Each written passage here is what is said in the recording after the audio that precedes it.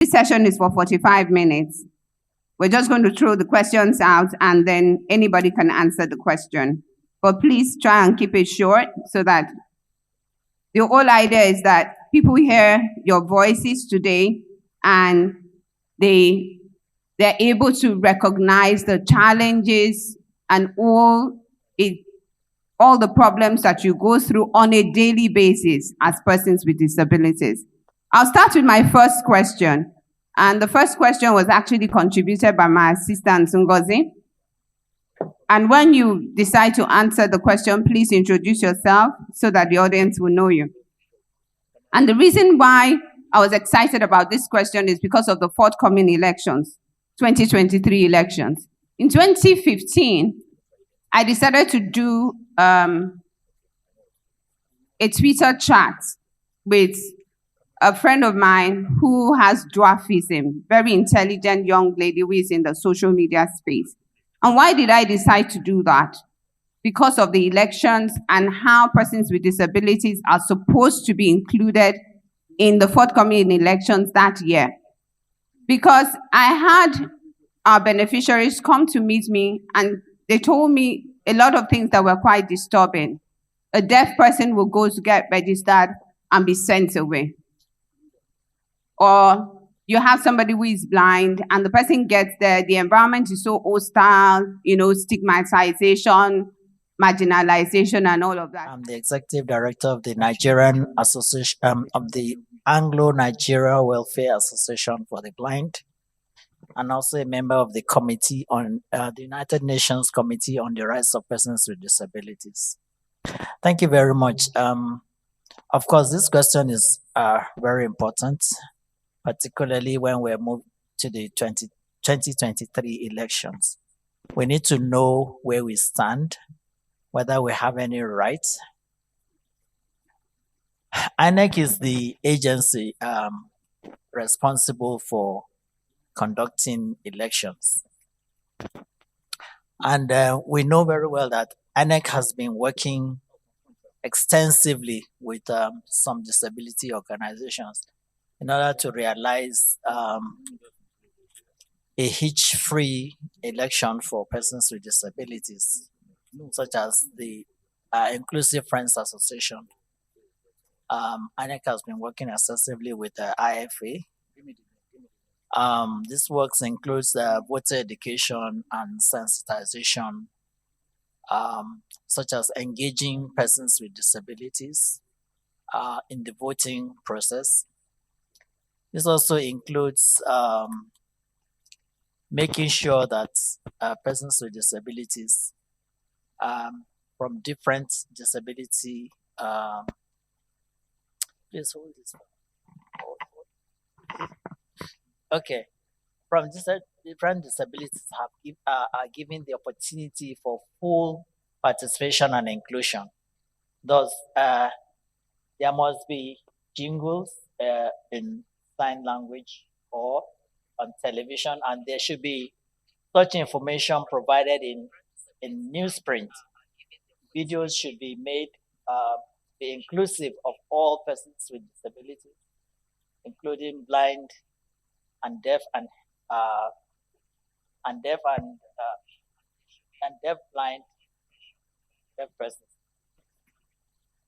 ANEC has been informed of the voting units, which should be on the ground floor or even flat surfaces. Why do we want to have such? Because we know that we have persons with disabilities who cannot climb, so it's better to have them on the ground floor or on even flat surfaces. Assistance too should be available to persons with disabilities, such as blind and visually impaired persons and others with disabilities that need it. We have also emphasized the need for priority voting. That is whereby voters with disabilities vote on the line. Voters on disability are given priority opportunity to vote. Similarly, Um, um, I should explain more about priority voting, because when we talk about priority voting, we talk about giving opportunity to the voters with disabilities to vote first. And I think you can understand why that has to be so, because we know that the voting environment can be chaotic in some parts. So we ensure that persons with disabilities are given opportunity to vote. Similarly, we have emphasized the use of the Braille ballot guide and magnifying glasses to persons with albinism. The Braille ballot guide is uh, the system whereby you can um, do your voting using the Braille system. And of course, we need magnifying glasses for persons with albinism. Now, this information is necessary for the authorities so that persons with disabilities can participate effectively and meaningfully in the election process. However, we're very concerned that persons with intellectual disabilities and persons with psychosocial disabilities are very often overlooked in the election process.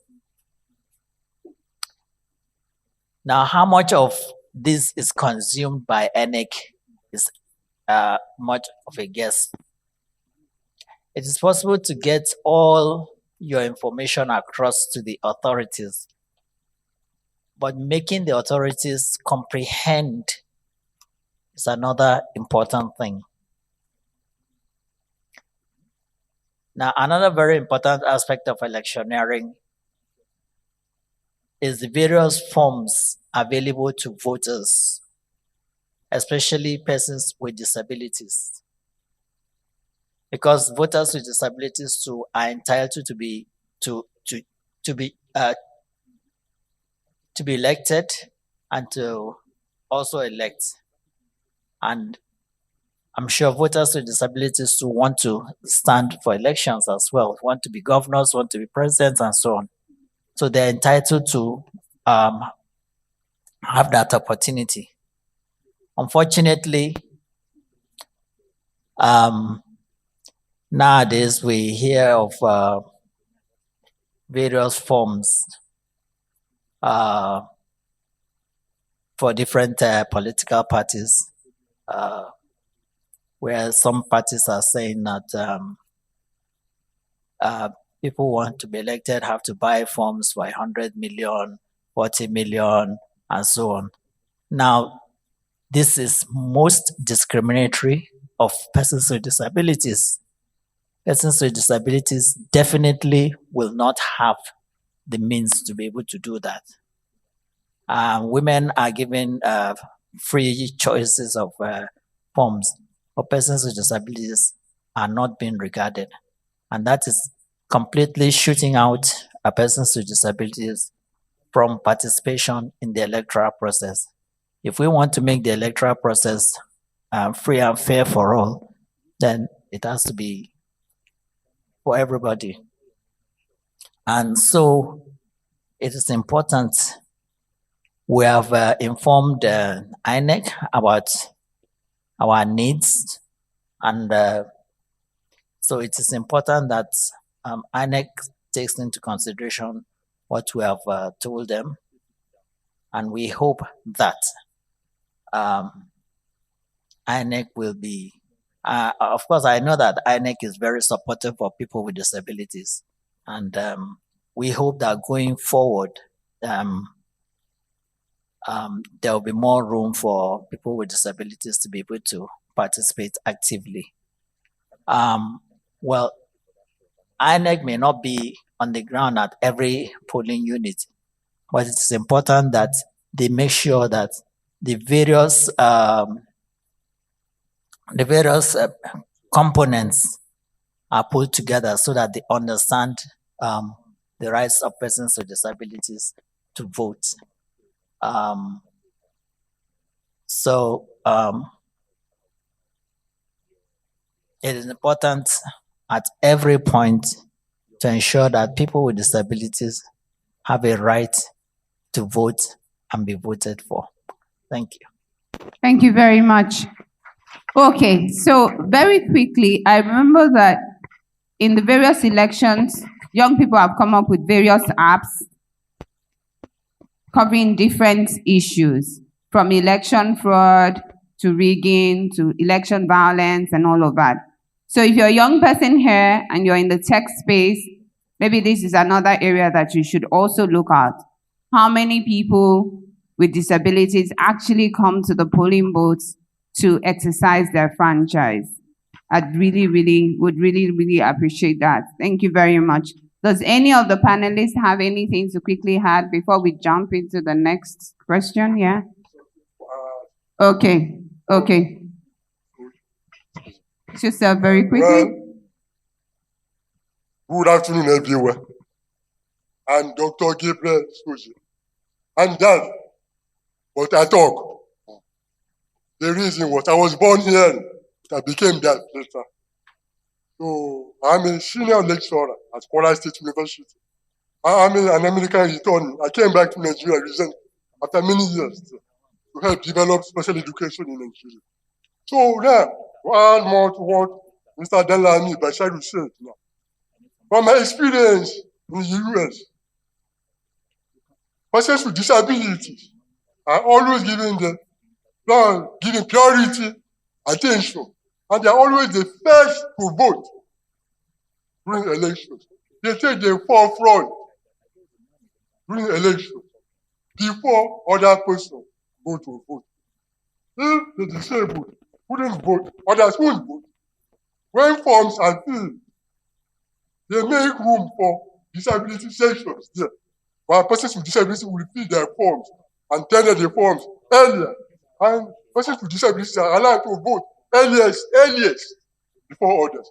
So I think Nigeria should borrow a leaf from the US and other countries abroad to give them room to vote and exercise their voting right. Thank you. Thank you very much. There are lots of things that Nigeria needs to borrow. I can assure you that if this hotel were in America or in any of the Western world, it would not be built like this. It would not be built like this without taking into consideration at the design stage the inclusion of persons with disabilities. So, what resources are important for persons with disabilities to be successful in the world of work and social life? So, my name is Tobiloba Ajayi. I run an organization called the Let Cerebral Palsy Kids Learn Foundation. Promotes inclusive mainstream education for children with cerebral palsy in Nigeria. As an aside, I also have cerebral palsy myself. And I know that the reason I can sit here today is because my parents deemed it fit that I get an education. So when I hear questions like, what was the word? What resources are important? So when I hear what resources are important, what it says to me is that, first of all, that question looked at people with disabilities as an homogeneous group, and they're not. The resources that are important to a blind person are not the resources that are important to me as somebody with cerebral palsy. So it's important when we're dealing with disabilities that we don't just think of disability as one umbrella where it's a one size fits all. Yeah. I always say if you've met one person with disability, you've met one person with disability. That's just one experience. That's one disability experience, and it doesn't speak for everybody with a disability. And so when you say, what resources are important, the question is to who? The resources that are important to, for instance, Mr. Dalami Basharu here will probably not be the resources that are important to me. And so I think that we need to take that question, bearing in mind what the unique challenges that each disability cluster faces are. So for instance, when everything went digital, right, when COVID happened and we all went online, people with hearing impairments started to really complain about the lack of closed captioning on, some free versions of most of the apps that we were using.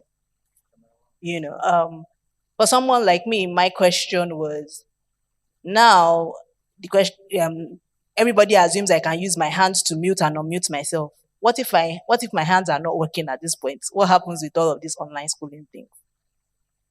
So there's no right or wrong answers. There's no homogeneous answer as to what would help anybody be successful. It's about what are the unique needs of the person that's standing in front of you.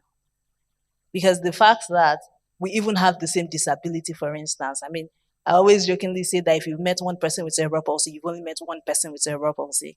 If you line up 15 people with my condition here, we'll all need different things. And so it's important as a people and as we plan that we think about all the different ways we could be excluding people. And that's how to think inclusively. In all of these things that we're doing, what are the different ways that we could be excluding people? So if this person was, so it's doing a walkthrough in your mind. If this person was visually impaired, would they be able to access this thing fully? If they were hearing impaired, would they be able to access this thing fully? If they had low vision, if they had mobility challenges, or what if, they had, for instance, what we call developmental issues. I've been looking at this light and it's been very, very distracting because it's way too bright, right? So for someone with a different disability, that could be the entire reason they couldn't even be sitting up here. So it's important that we think through and do walkthroughs in our minds and think about all the ways we could be excluding people. And that's how we're making sure that we're removing the barriers that are stopping people from being active participants in social life and in every area of life. Fantastic. So we're looking at either learner-centered or person-centered social constructs instead of the homogeneous construct that we usually use. So let me explain a little bit. When you're looking at person-centered, it's what Toby just talked about. You're looking at that particular individual, or you're talking about learner-centered. You're looking at that particular learner and what is suitable for that particular person. And you're not generalizing and thinking that every person with disability belongs to the same group. And that's why we have different clusters. When we talk about different clusters, we're talking about different groups, so you have, people with developmental challenges, you have people with intellectual challenges, you have people with mental illness, you also have people who are mobility challenged, you have people who are deaf, you have people who are blind and all that. And within those same clusters, you have subgroups. Okay, so it's very important to know that. We'll just go to the next one. Do you think that the social and human rights model of disability have successfully replaced the older models of charity and medical models of disability in Africa? If not, what do you think can be done? Thank you for that question. So before I go into that, when we're talking about the charity model, how many of you have seen someone with any kind of disability and you've gone like, Shay, yeah. So that's like pity, And even when somebody has a lot of skills and all that, you want to patronize a person, you just find out that you're not giving the person the same level of recognition as someone without disability. Because you just give, even if the person says my charge is like 1 million naira, you're like, really? How come? So it's like you throw something at the person. That's charity. Charity doesn't take even anybody anywhere. It just keeps them dependent. The medical one is, you're looking at it from the medical perspective. And that's why up till today, when you talk about autism, a lot of people just think that, it's not a medical problem. I have a friend who runs an autism foundation, and she fought with the River State, Ministry of Health, because they kept telling her that they don't recognize autism as, a disability. They don't even understand that it has medical implications. So those are some of the challenges that even people in the space go through. So the question, I'll repeat the question again, and it goes hand in hand with question 4. Do you think that the models have been replaced, that's charity and medical, have been replaced by rights and social models in Africa? Thank you very much. Madam Larry, I am a chartered accountant, a member of the National Association of Persons with Physical Disability. I was actually born with congenital deformity on my left leg. It is so unfortunate in this part of the world, persons with disability are still being seen or perceived as objects of pity, victims of circumstance, and we are being seen as someone that needs help. I'm going to give a real life scenario of what I experienced here. For instance, now if any of my members who have who is on wheelchair comes for a program like this, it's very, very difficult for the person to access this podium, for instance. So hence, you need to start helping the person. So that's what we are pushing for. Accessibility. You need to first of all remove the barriers. Now that will enable the person to be independent. We don't have to depend on anybody, or we can do things.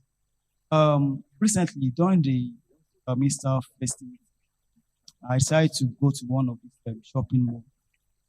So after doing my normal shopping, I went to the counter to make my. So there was this, and the Lagos State Special People's Law and the Discrimination Against Persons with Disability Law actually make a lot of robust provision, and it says in a queue, persons with disability should be attended to. These are the part of the human rights about. So when I got there, there was you and there was this man who was being attended to, and the man was like, he's only going to give me that privilege because of my condition. Now, this is where charity model comes. They look at you, they just pity you. And this pity party limits the ability of persons with disability to perform. When I was growing up, I play football, my condition, able to do a lot of things. Because there is no this pity party of a thing. Now, once you begin to have pity on persons with disability, you demoralize them. You won't allow them to bring out the best. Dehumanize. Dehumanize them, yeah. We won't be able to bring out the best in them. A fortnight ago, it was evening, I was using the overhead beggar. So my phone rang, so I decided to stop, pick my call. So a lady was passing by, and she saw me. Then the next thing, she put her hand into her pocket, like giving me arms. You understand? So that's just the kind of environment or the kind of society in which we found ourselves. I let her realize that, wow, obviously I'm a person with disability, but that doesn't mean. We need to begin to have a change of narrative about persons with disability, that we are not beggar, we're not helpless. Like so, we can do things our way. And another thing you need to look at the person before the ability of that person first. I had actually wanted to become an auditor, but I had this inspiration at different places of work. Because the first thing they will tell me, most of this stuff labor in this audit firm, is that how will I perform? It's a kind of PC of it, that how will you perform in the field? You need to move around, go to different clients, how will you do it? This kind of thing actually make them not to even give me the job, thereby affecting me negatively. You understand? And I could remember I did an interview with one of this company at Apapa after the old spirit exercise. I was told to go and meet with the MD, just for the MD to know me, because I've actually passed through all the. So the MD saw me here in Ikeja and was like having pity on me that how will I cope with the traffic in Apapa of a thing. So till now it's been over 2014. I'm yet to get anything. Yeah. So we need to take away this pity part of it. And also we need to begin to make all structures accessible to persons with disability. And also, we need to engage with different stakeholders, even the grassroots level. We need to begin to engage with market women. We need to begin to engage with community leaders, and then we also need to we know the power of these religious leaders too. Yeah. So let me stop. Okay. Tobiloba, I'll just ask you the next question because we're running out of time. It's similar. They're all around the same area. Okay. Okay. So I know that you were very much involved in the Discrimination Against Persons with Disabilities Prohibition Act 2018. Mr. Danlami was also involved. We worked behind the scenes. I had talks with Mr. Danlami over and over again over it. The reason why this particular question is here is because my state, Rivers State, passed the disability law since 2013. We've done all sorts of things to see how it can be implemented. Nothing has come out of it, I can tell you for free. Now, 5-year moratorium, we're almost running out.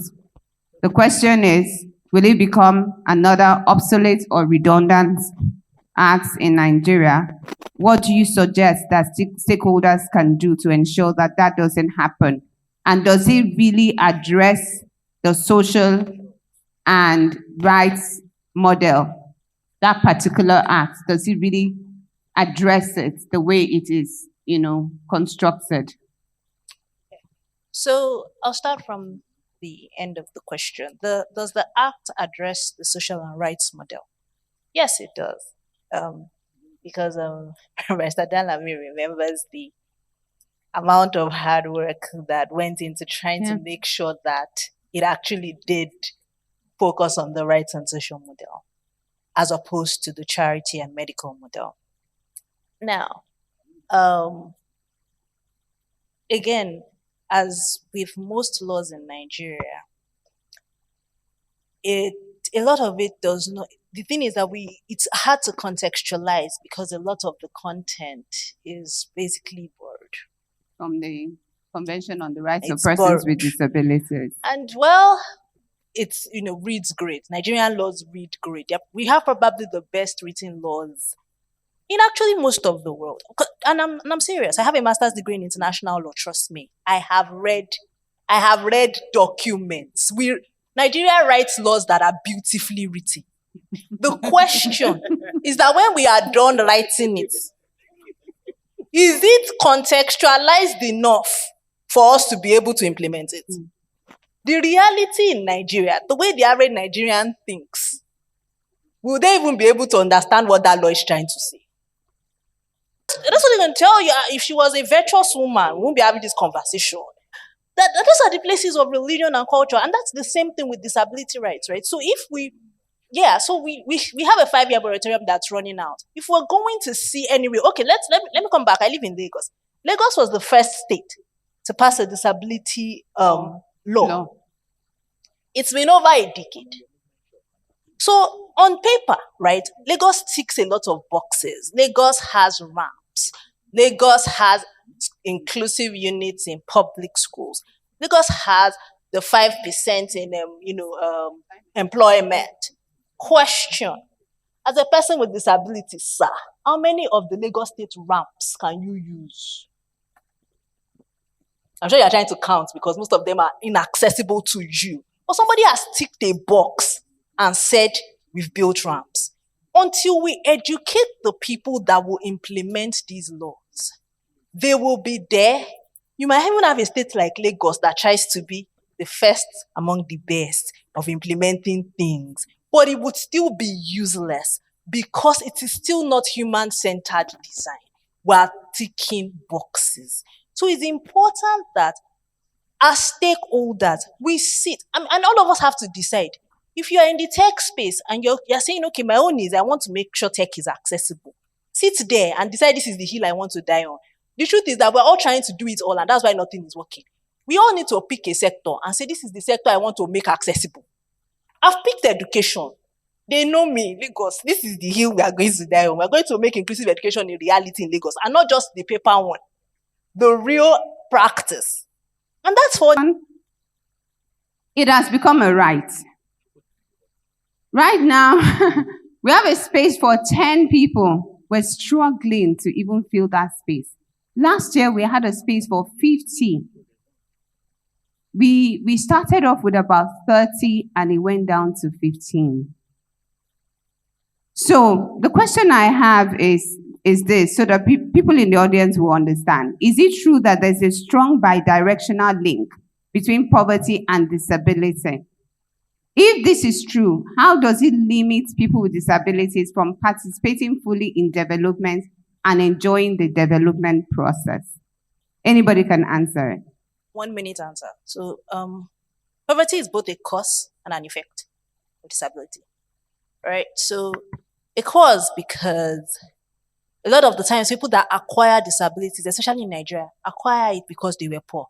I've seen people who went blind, not because the glaucoma they had could not have been treated, but because they couldn't afford it, because we don't have public health care. Healthcare cost is out of pocket.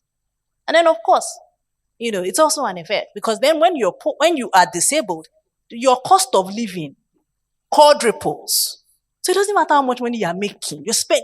You're making it and you're spending it, because, for instance, you're a person with a disability. You're not, for most part, you can't jump down for buses, which means you're sitting there taking Uber while your mates are jumping down for and saving money. It means that if you need to, we will continue to run this cycle.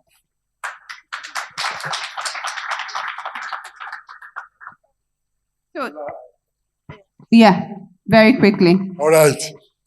Well, I will include some points to what my sister said.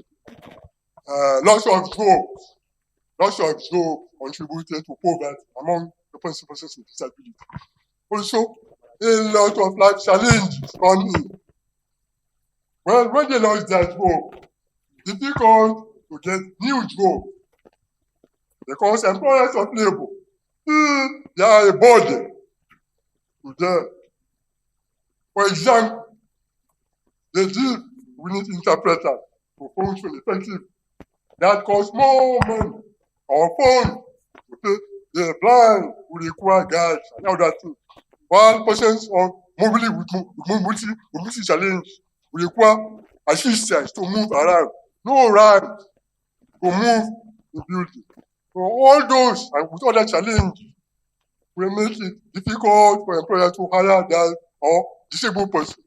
Now, contributing to their state of poverty. Mostly maybe in Nigeria here, but in the US, the situation is different. Why? Because there's legislation there that enhances employment opportunities for persons with disability.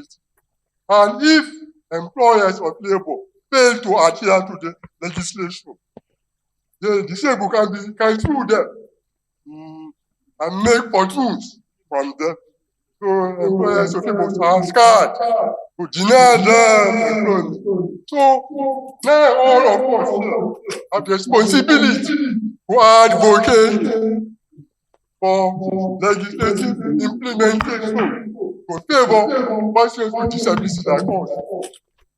Honestly, don't say you can't be affected. No. No one knows tomorrow. I don't pray you are disabled, no. But picture yourself in the shoes of those of us here and those outside. So advocate for us. Please. We have legislation here in Abuja on paper, but the question is, when will you implement it? Question. Our country here is full of funny games. We are good at talking, but bad in acting or implementing things. So all of us to go out and please reflect and advocate for us. Nobody the government will please help us come out of our quagmire. Understand? Thank you. Thank you very much. I totally agree with him. I totally agree with Dr. Gabriel. I always say in all my meetings, there's a thin line between ability and disability. I've met a lot of people who, due to accidents, have become persons with disabilities. I would have been carrying a colostomy. I had a traumatic experience in 2010, and my intestines were punctured. I got infected, and it was just 1 inch away from my colon. If it had gotten into my colon, I would have been carrying a colostomy today. So it's very real. There's a very thin line. And if you also look at yourself, those of you that wear glasses, you know that you're also visually impaired to some extent. We can't do everything. Everyone is differently enabled. So bear that in mind when you're relating with persons with disabilities. So the last question in this session has to do with something that is very sensitive, and that's the language that is used. And it's part of the new phrase in disability inclusion. It talks about personhood. Especially, it's something that is becoming more popular in the Western world, where they believe that the names that you call someone with disabilities is also an infringement on their rights. And do you think that the language sometimes used to describe persons with disabilities is an infringement on the rights of persons with disabilities? If so, what are some of the proper phrases you recommend should be used when addressing persons with disabilities? Okay, so Mr. Danlami, I think you should Yeah. take that. Yeah, thank you. Could you help us? Where is she? Yeah, thank you. I titled this Words Matter. Undeniably, the language that we refer to persons with disabilities has an impact as it shapes our perception of the world. Inappropriate language can make people feel excluded or offended. The use of derogatory or inappropriate language may amount to discrimination and impinge on the enjoyment of human rights. By adopting language that celebrates the human diversity, we will contribute to strengthening the human rights model of disability and creating a more inclusive society. People first language is the most widely accepted language for referring to persons with disabilities. And I mean, by people first language, I mean that when you refer to a person with disability, that means you are referring to the person first and not the disability. That is why we say persons with disabilities. But when some people say disabled person, and that is wrong for us in Nigeria. So we talk of persons with disabilities as used in the Convention on the Rights of Persons with Disabilities rather than disabled. For example, we can use expressions such as children with albinism, students with dyslexia, women with intellectual disabilities, and of course, persons with disabilities. But how do we describe persons with disabilities in various languages in Nigeria? I'm sure that's going to be a very big, it's going to be a long story because the conversation. We have different words we use to refer to persons with disabilities, which are very, very derogatory. And I won't like to mention them here for now because it will take me a long time to discuss that. Now, disability is a part of life. Disability is a part of life and of human diversity. So it's not something to be dramatized or sensationalized. Persons with disabilities should therefore not be portrayed as inspirational or superhuman. There's no need to describe persons with disabilities as courageous or brave or as having overcome their disability. These are patronizing and should be avoided. Persons with disabilities are the same as everyone else in terms of talents and abilities. There are some expressions which you use that are inappropriate for softening disability. So we should avoid such terms as differently able. There's nothing like that. Because also people of all abilities, disability, or people of determination, as they are all euphemistic and can be someone is telling me people with special needs. I mean, that's a very wrong terminology, and it's very common in Nigeria because they are all euphemistic and patronizing and offensive. For example,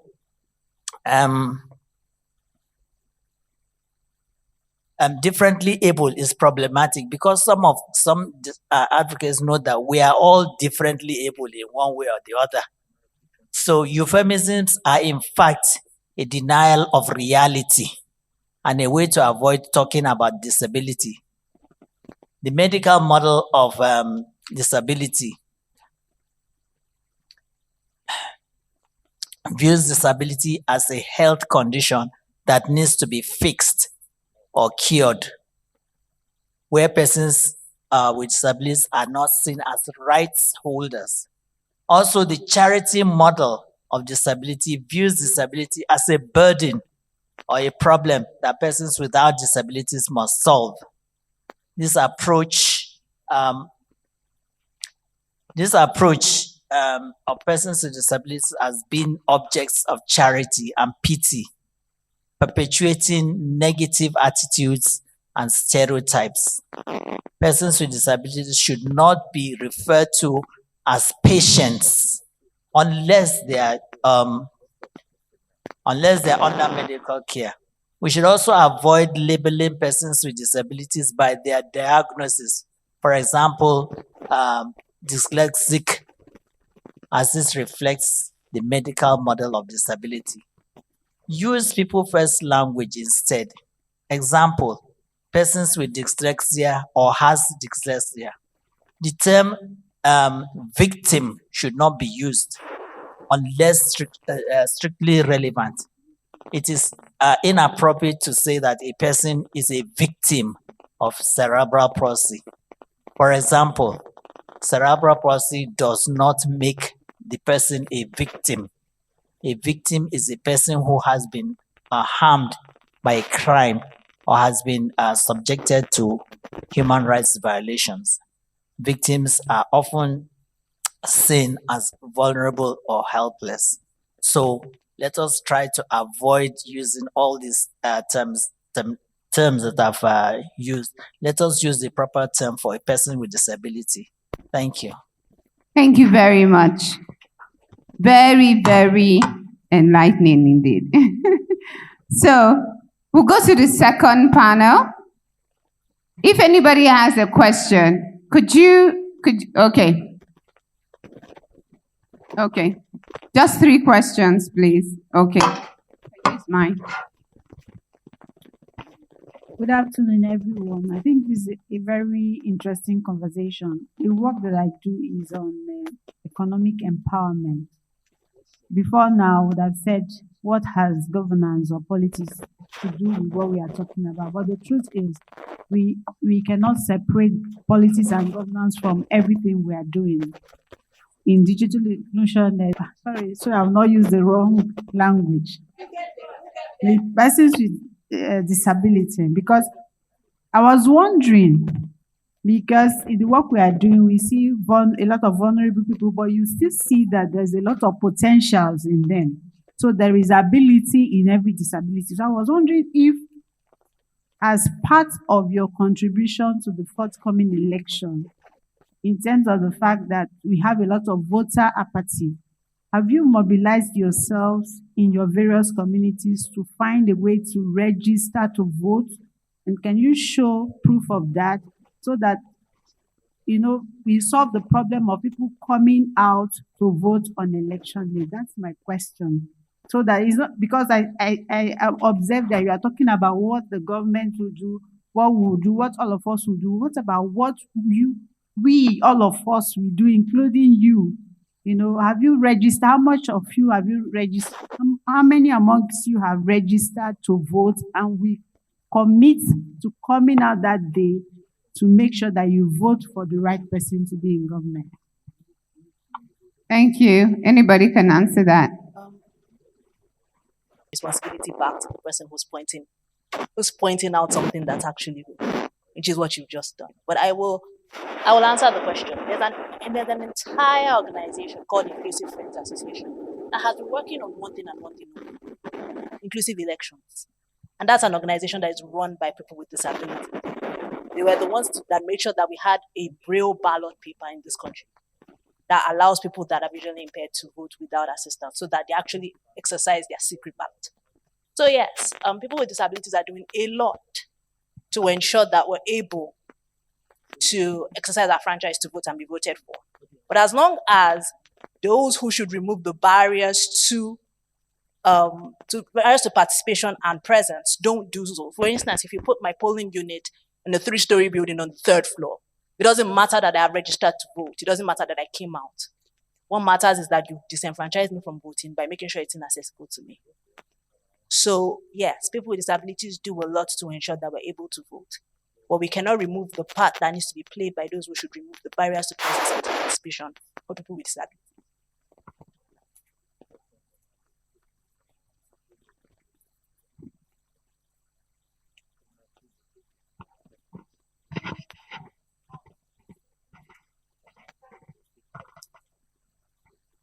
Thank you very much.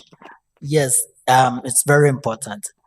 The important thing is that persons with disabilities will never be counted. When you have voter forms for people with for elective offices be at 100 million naira, 40 million naira, how do you expect a person with disability to get even 10,000 naira? So I mean, all these are against us. So unless we have a fair and free and just method of voting, accessible methods of voting, we cannot have that opportunity at all. So we are being shut out completely. Thank you. Okay, so we don't really have time. When we finish the next session, whatever time that PIN decides to give to us, then we would assign. But let me just say something here. We have women. Has any woman become a president in Nigeria? No. How many women have become governors in Nigeria? So we have more women in Nigeria than we have persons with disabilities. And I can tell you, because I've worked with Dan Lamy behind the scenes, and I can tell you that, yes, they say we shouldn't say they're heroes, they're inspirational, but it's difficult not to say that. It's extremely difficult not to say that. I need to apologize for that, but it's extremely difficult not to say that. I know what persons with disabilities go through because I work with them. Let me give you a typical example before I get emotional. We had a deaf photographer, and there was a day she went for an event, and there was a stampede. The next thing, she saw herself in a drainage. She couldn't hear what was going on. Nobody even thought about how to protect her. So somebody will say, okay, what did she do to get a skill? She has gotten a skill. Does the society recognize the fact that she's deaf? And when something like that is happening, they should pay attention to her. In the Disability Act, it's there in emergency situations. You know, so when we want to, I don't want you to feel offended, but when we're talking about these issues, when you want to ask the question, ask it from a point of view, like you want to find out, okay, is there an organization that is involved in this? I'd like to know more about them so that I can support. Okay, because a lot of these challenges, I beg, let me not go there. Because even when Dan Lamy and we went for the high level, I remember they refused to sponsor him because the Ministry of Women Affairs hijacked that trip and refused to give them funding. Funding that is supposed to come to them. You know, they went, we saw them there at the UN. They couldn't even answer any questions. So please, let's not go there. Okay? Let's go to the next session. After the next session, if you have questions, I don't want to offend anybody. I know we're all here to learn, but please let the questions also be asked in such a way that it doesn't defeat the purpose of our being here. So digital inclusion for persons with disabilities. Could you help our panelists, please? Thank you. Give them a round of applause. Group photograph. Okay, group photograph, please.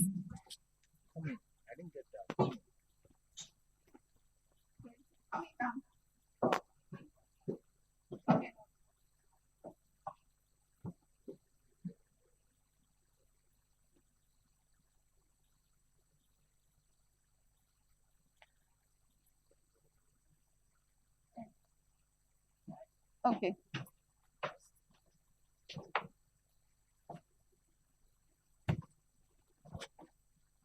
Okay, so for this session, we have Ms. Ngozi Ogbai, Ms. Toby Loba, Mr. Okpaolu, Mr. Ekundayo. Okay, he's coming. Where's Mr. Ekundayo? Okay, right here. Okpaolu. Okay, he'll be here soon. But we'll get started right away. Digital inclusion for persons with disabilities. Before we go into this session, I just want to say that I've worked with persons with disabilities for over 11 years.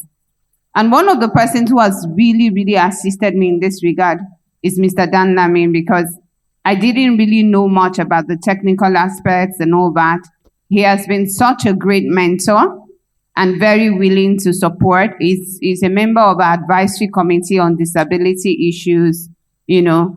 And very early on, I realized that one of the ways that persons with disabilities can quickly become independent is when they have digital skills. And that's why over the years, we focused more on that than any other thing. You know, apart from, you know, just asking questions like, you want to do a program, have you thought about persons with disabilities in your design stage and all that? But also ensuring that they're equipped with digital skills so that they don't have to depend on other people so much for help. So we just dive right in. Digital inclusion to thrive for persons with disabilities.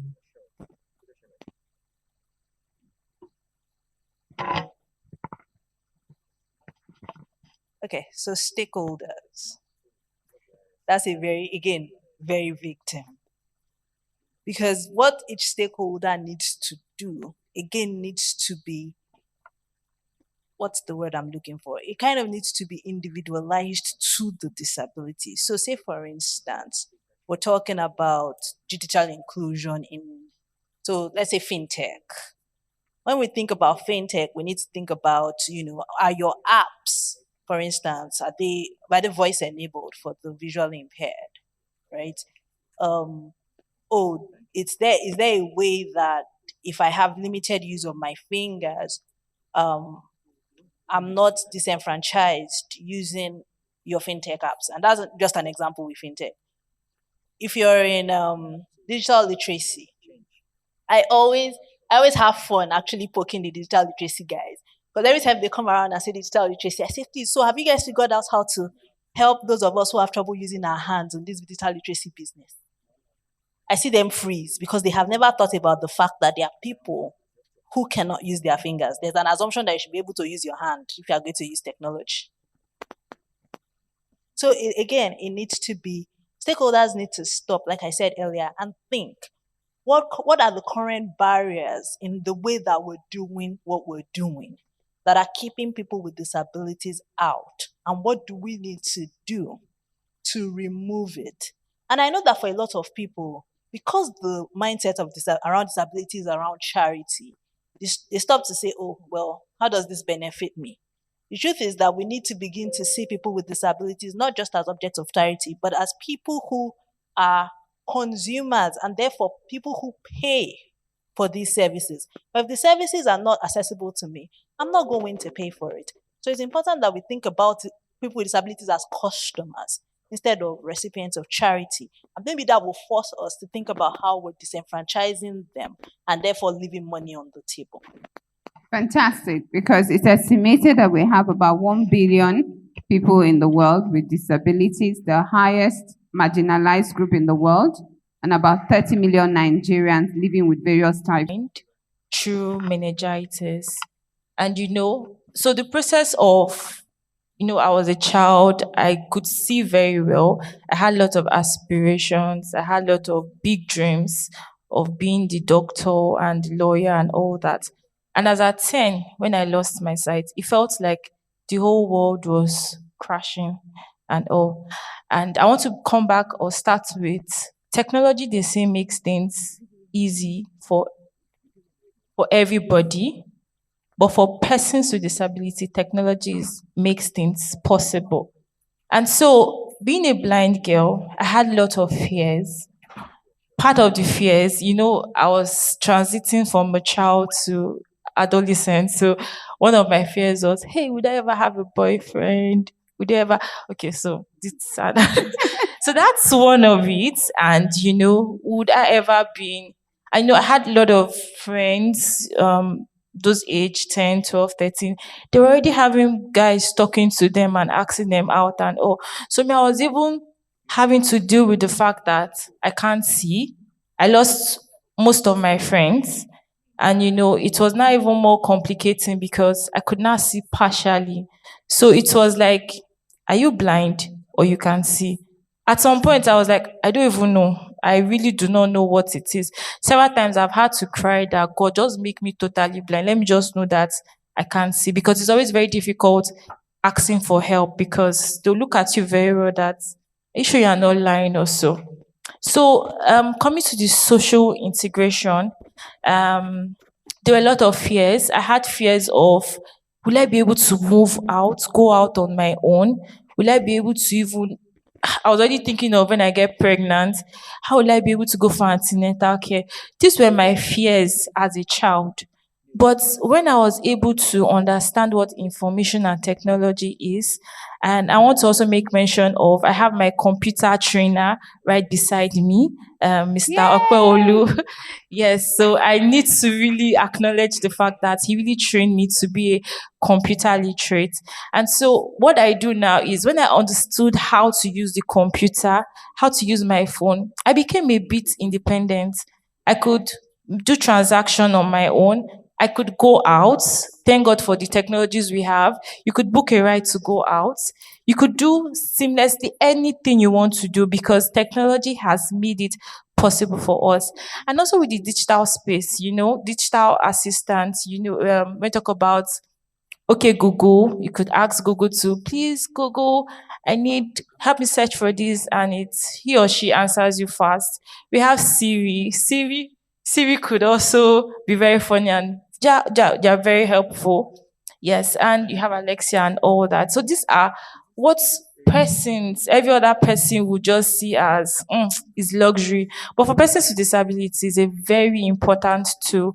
And technologies like that for visually impaired persons, you want to wonder, I can conveniently be in a WhatsApp group when they send me lots of pictures because I have my app that would convert it to text for me. That's Kibo. I have my screen reader. So most times when I'm using my computer, it feels like, hey, how is she seeing it? How is she doing? Like, please just give me the work to do. Let me just give you results. That's what you need. So how I'm using it, I use my screen reader to do it and all. But technology has made it possible because I remember the first time I got a laptop or a computer, I was scared of even touching it. And it takes me back to how families and friends could also treat you. So before I learned how to use a computer, I had this uncle. Oh God, he's watching. Hopefully he's not. So he had a system, and I was watching a short clips with his system, and all of a sudden, the video was ended, and my little cousin was about maybe 5 or 6. I think I was about 12 or 13 then. So my little cousin now switched it off. I was so amazed, like, how did he even do it? How did he just off it and all? So my uncle came and asked, who shuts the system? Me, I was already shivering that, hey, God, oh. Then the boy said, no, it's me. And he said, better, because he knows me, I can't do anything. At that point, I said to myself, this laptop, I will so learn it. I'll be a guru in it, and I'll even teach him. That's what I said to myself, and I think I worked at it. Years back, about 3, 4 years back, my uncle I got the same exact system that he was using as a thing. And he had to always call me, please, could you help me do this? Could you help me type this? And it's a success story to me, yes. And so I'm always, I can say I've been able to train other persons, visually impaired persons on how to use the computer. And even in the space I am, I encounter a lot of persons with different disability. So when we're talking in the first section, we're talking about the disability clusters and how the light is affecting some people and all. Then someone beside me over there said, this inclusion sounds like hard thing. I was like, it sounds like it, but it's achievable when you really, really just understand different spectrums of disability. I'm talking about the technology. There are different assistive technology that will really aid persons with disability.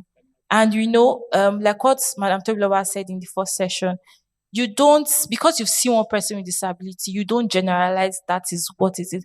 What might be my need might be someone else, might be totally different from someone else. Visually impaired and a blind person will have different needs. This light might affect me, this light might not affect some other person. So it's always very good to ask them, how may we help? What's technology or how can we be of help to you? And this is not being sympathetic at all, it's being empathetic, like, how can I help you? So you see someone on there are lots of deaf persons that can actually still communicate, they can read lips and all. So you want to ask, how do you want me to help you and stuff like that. So talking about the technology, we could just work on the existing technologies. Like for boats, I was really considering it. I took a ride yesterday. I took a ride yesterday somewhere, and apparently the guy stopped. He dropped someone in the office, and I was booking the ride going. So he saw a lot of persons with disability and all, and he noticed that I couldn't just see well. And the next thing he asked me is, "Wetin do you for eye?" And I'm like, okay. I don't think I was even in the mood to even have any conversation or to enlighten anybody. I told him nothing. I work in disability space. I was just trying to act professional. And he started asking a lot of weird questions and all, that he's a counselor. I should share his problem. God is going to do it for me. I was like, please excuse me, sir. Can you just take me to where I'm going to? Please. I booked this ride. I came out to enter myself. So please, let's just face this trip and go. So that's one part of the journey that can be. And that's another one experience of Mercy, a we have boat. to stop here for Yes, you. I'm sorry, let me just wrap up. We have So- 10 minutes more for Okay, sorry. everybody. So I think for boat rides, what they could add is a column or somewhere that you could ask, are you a person with disability, or how inclusive can Jira be to you and stuff like that. So we could work on existing technology. And also I want to make mention of the web content and accessibility guidelines. These are what makes web content accessible for persons with disability. So when you are creating your web content or web pages, you want to ensure that it's accessible for every other person to read through. That's the web content accessibility guidelines. Thank you very much. Okay, thank you so much. Okay, so rapid digitalization is creating challenges and opportunities. Those who could benefit the most from learning digital skills are people with disabilities, with the potential to improve their social inclusion. What do you suggest tech companies that provide free digital skills for young people could do to become more disability inclusive?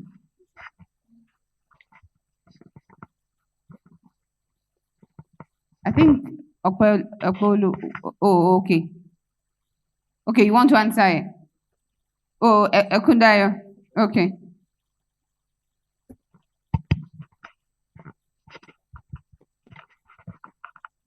My name is Shejoro.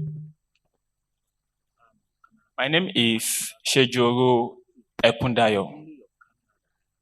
I'm the CEO of Inclusive News Network, also a member of Deaf Association and JONAPID, Joint National Association of Persons with Disabilities. To make sure that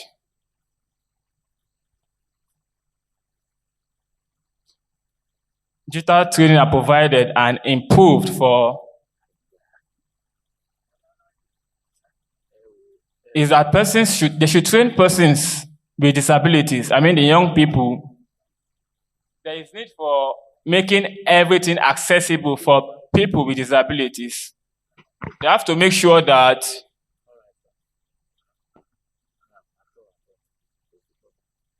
the first people that will provide the training have to look and see people with disabilities as human.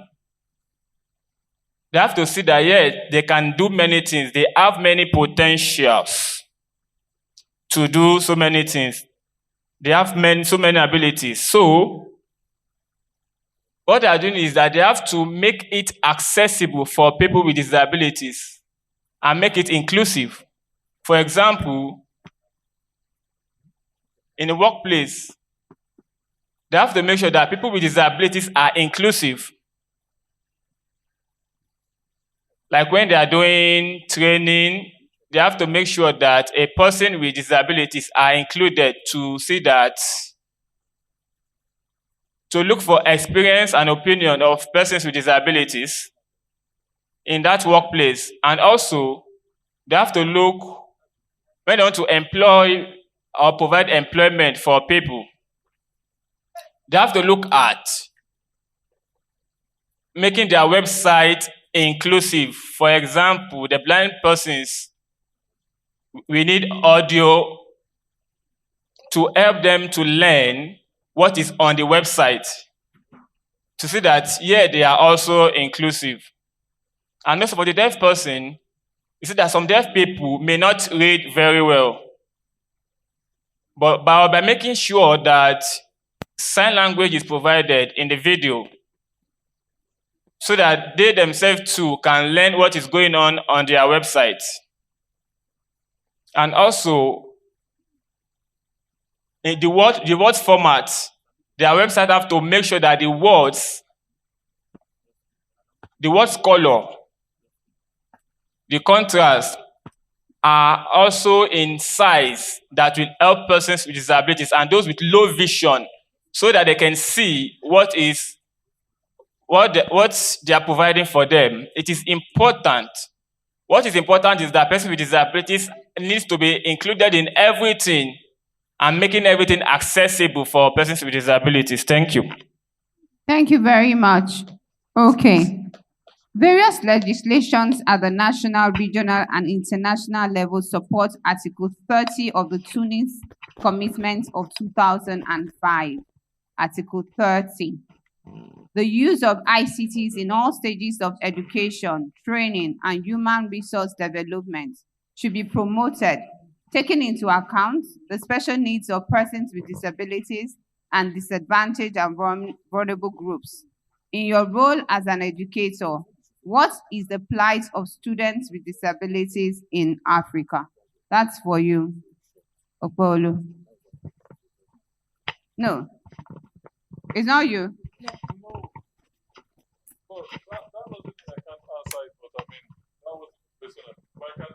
No, when we had the meeting, we agreed that we were just going to throw out the question, because if we say each person should have their time, there will be no time.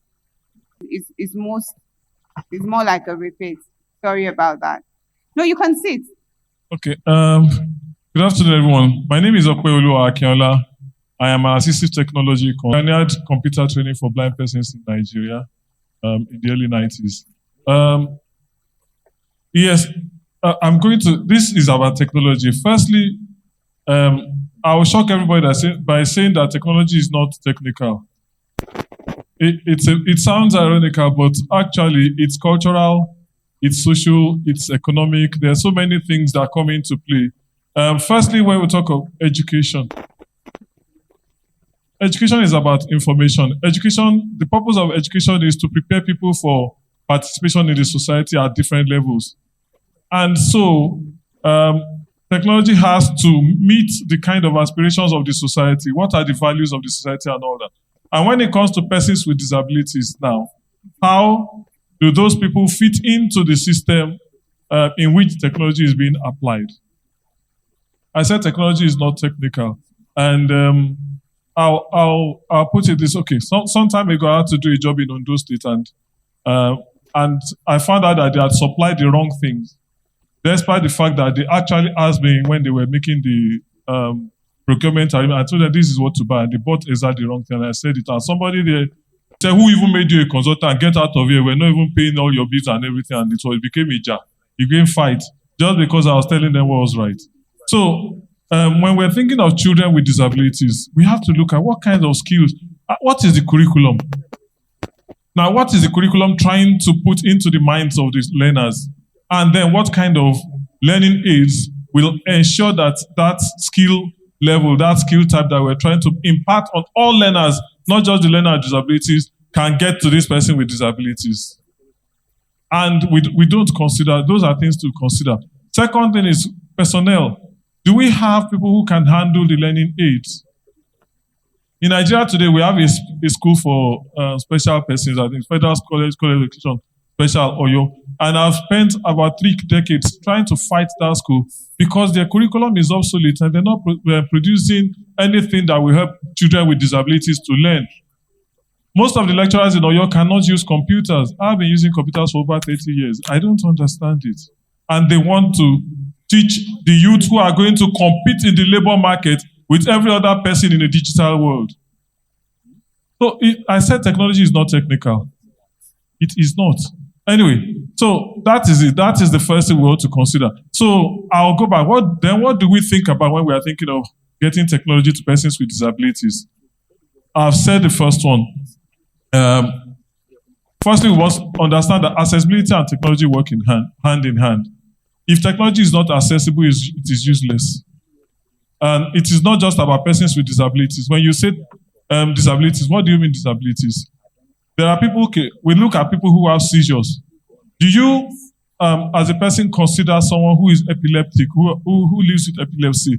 Do you consider that kind of person a person with disability? They are, because they have seizures. And technology can trigger seizures. I don't know if you know that. If these lights here were blinking, and somebody who is prone to seizures is here, the person is likely to get a seizure. And so these are things. So when you design websites, someone was, the last session, the first ever session, that was before the disability session, I had Benga talking about platforms. And I said, yeah, that's it. He was talking about platforms from another angle, about contents and all that. But I'm talking about accessibility. Ngozi mentioned the W3 accessibility AI guidelines. Look at the website, you design a website, you make it so beautiful and everything, and then you put all these blinking icons and all that, and you don't realize that you've cut up a very large percentage of your users from your website. Because persons, I just mentioned people who have epilepsy. What are people with intellectual disabilities?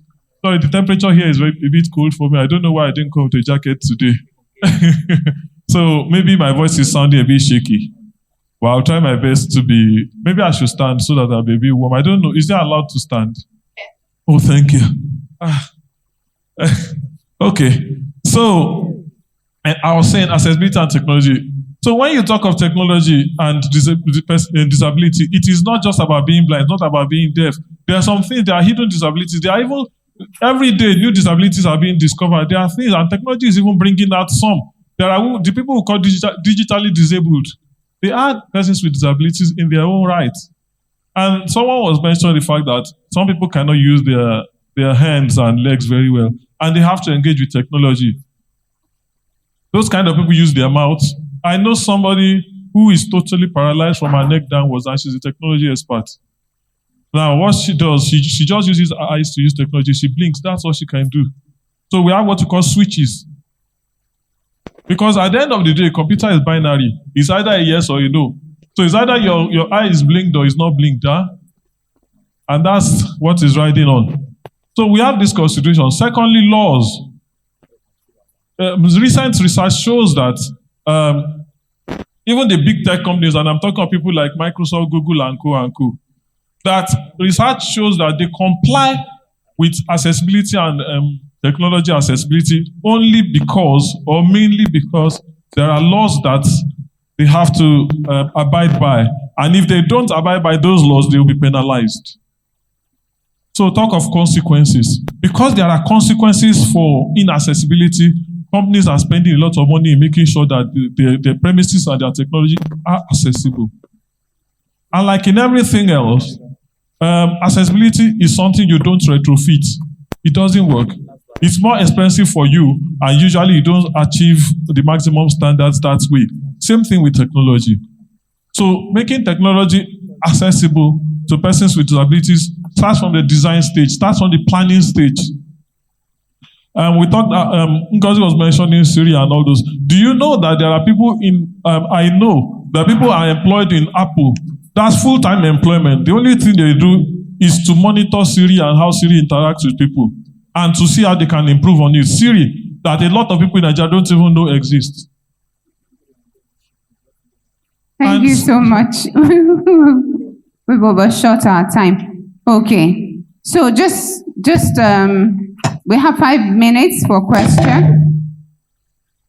We have 5 minutes for questions, but the big summary of all of the things that we have said today is the fact that technology doesn't make things easier for persons with disabilities, it makes things possible. And so for people who are design with persons with disabilities in mind from the design stage.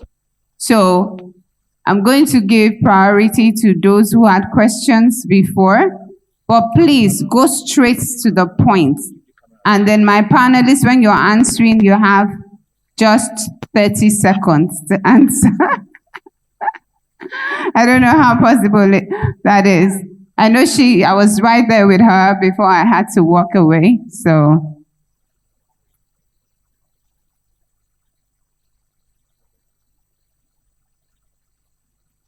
Thank you very much. First, I want to say thank you to the organizers. Thank you. Okay, so basically, for the disability rights or laws, I want to ask if it's been taught in schools for children to know and be aware that there are opportunities available to them. Because I have a younger brother who is also deaf and dumb, and deaf, forgive me, he's deaf. He doesn't speak yet.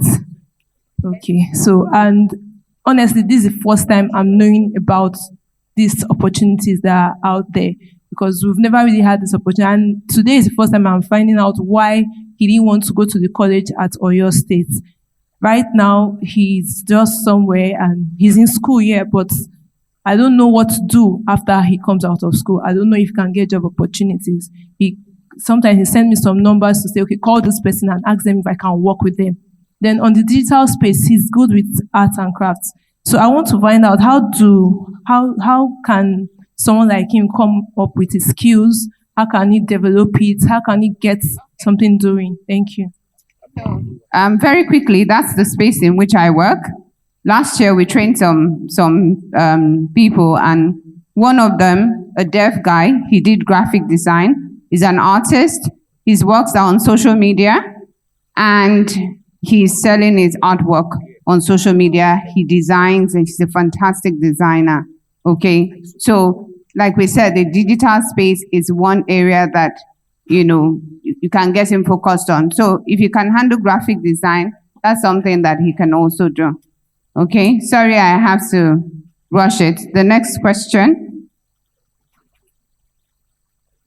Good afternoon. I'm discouraged. Let me use that word. They don't see beyond where they are. They don't see any any hope for the future. They're just in school to come and study, and after then, they don't know what lies ahead of them. How can you partner with schools, Unilag, Yabatech, and the likes, so that they can be more encouraged and know that there's life after their schooling? Thank you very much. Ngozi, please take that question. Okay, so I would say we need to do more advocacy, because I work with Project Enable Africa, and what we do in Project Enable Africa, our office is at Surulere. We empower persons with disability with skills. We have lots of trainings we do. The one we just completed is a hospitality training where we train persons with disability to work in the hospitality sector. We have one of our interns working here. She's physically challenged and she's working here. We have a couple of deaf persons that are working in Sheraton hotels and other hotels like that. So I believe it's more of advocacy for us on our own part, because Yabatek is close to Liri, and we should have been aware of that.